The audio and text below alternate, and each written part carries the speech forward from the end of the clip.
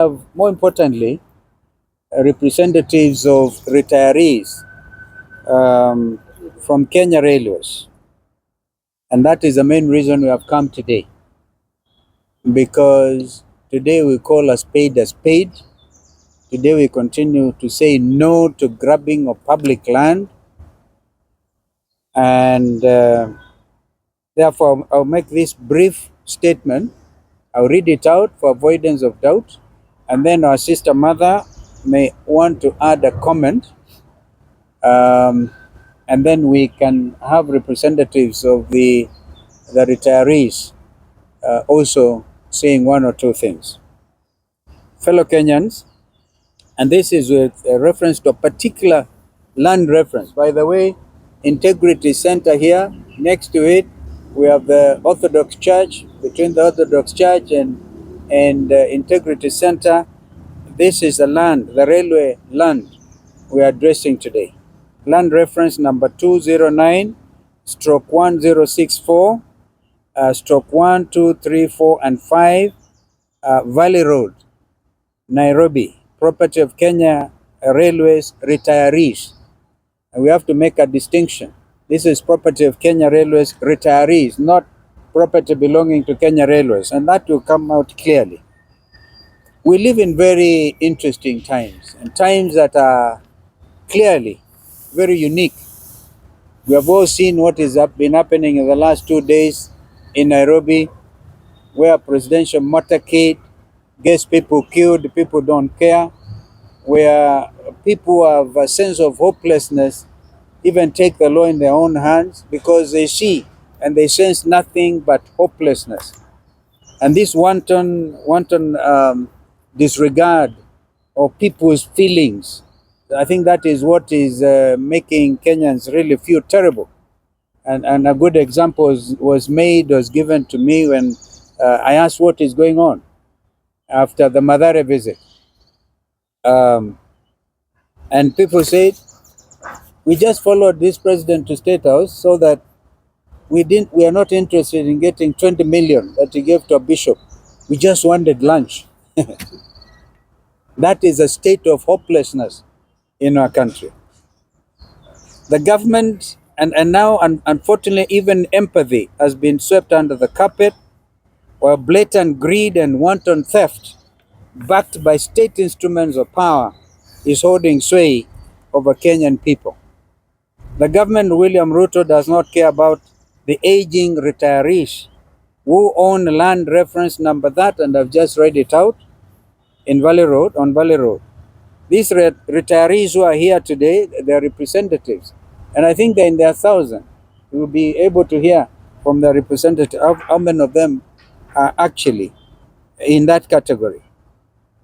These retirees were sent home by Kenya Railways without their pension. Kenya Railways, pursuant to a cabinet memo, vested in their retirement scheme this subject property. It has come to their shocking attention that a person high up in government who has the knack of grabbing public land is at it again. They have chased the poor pensioners out of their property on Valley Road, and the said property is now under police protection, and you can witness it for yourselves as a private developer, quote unquote, demolishes houses of the poor retirees. This is a government that is creating poverty bottom up, bottom up, stealing from poor retirees. I call upon William Ruto to come out open on this subject, and Mother will speak to that, and hand back the property, have the property handed back to the poor retirees, and then leave public property alone.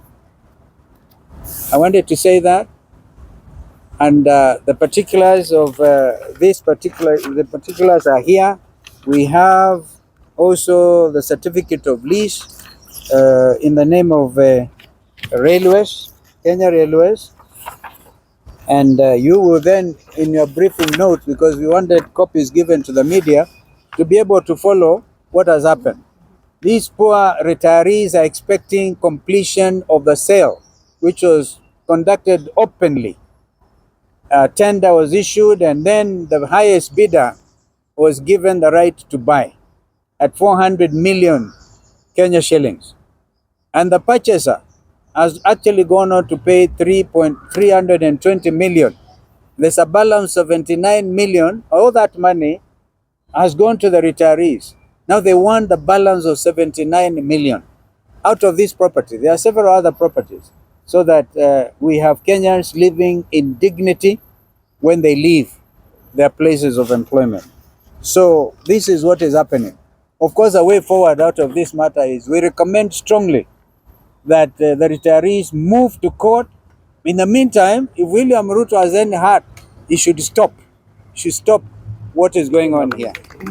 We now hear Mr. Ibuga, is it? Amuma. Mr. Amuma, on behalf of the retirees. Ladies and gentlemen of the press, I believe you have heard it all. This is what I want to say. Around 2005, 2006, Kenya Railways management were unable to pay pension to the pensioners.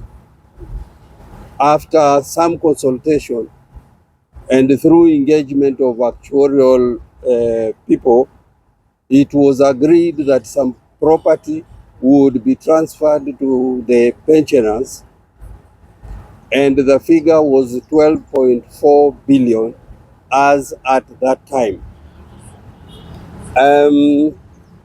After more consultations, it was also agreed that the government be involved, and therefore a legal notice was issued for the transfer of the properties, and this is legal notice number 169 dated July 7th, 2006. This legal notice has 23 properties. So far, we have sold 10 properties, and we are remaining to dispose of some 11 properties. The issue or the problem at hand is with regard to what you have already heard, land reference number 209/1064, parcels 1, 2, 3, 4, and 5, Valley Road, next here, Nairobi. These properties were transferred to the scheme together with other properties, as I've already shown, and then the same was advertised. This property at Valley Road was advertised by the trustees, Corporate and Pension Trust Services Limited, who were then the sole trustees appointed by the Kenya Railways Corporation.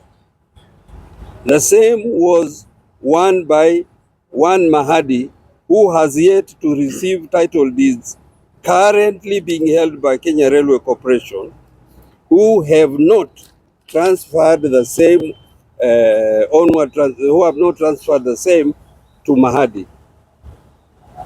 Since the sale process has not been completed, the property still belongs to the trustees of the Kenya Railway Corporation.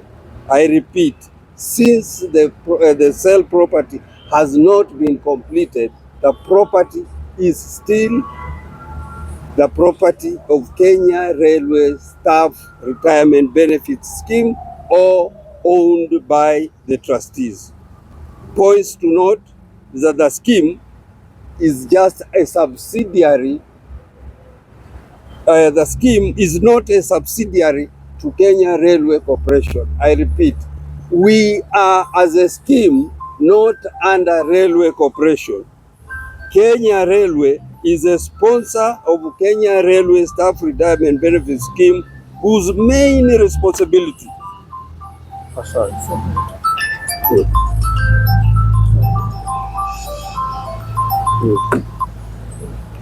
I'm saying Kenya Railways is a sponsor of the scheme, whose main responsibility is to safeguard the interests of the pensioners, period. Nothing more, nothing less. Finally, once the properties are transferred to another entity, and in this case, the scheme, the same is protected by Trustee Perpetual Succession Act, Cap 514. I have all these papers. You may want to take the legal notice. You may also want to take the Trustee Perpetual Succession Act, which is irrevocable. Once properties are transferred to trustees, you cannot revoke the same. Thank you. Well done. You speak like a lawyer. Are you related to Senior Kanzo Muma? Mungatana. Mungatana. Yes. Okay.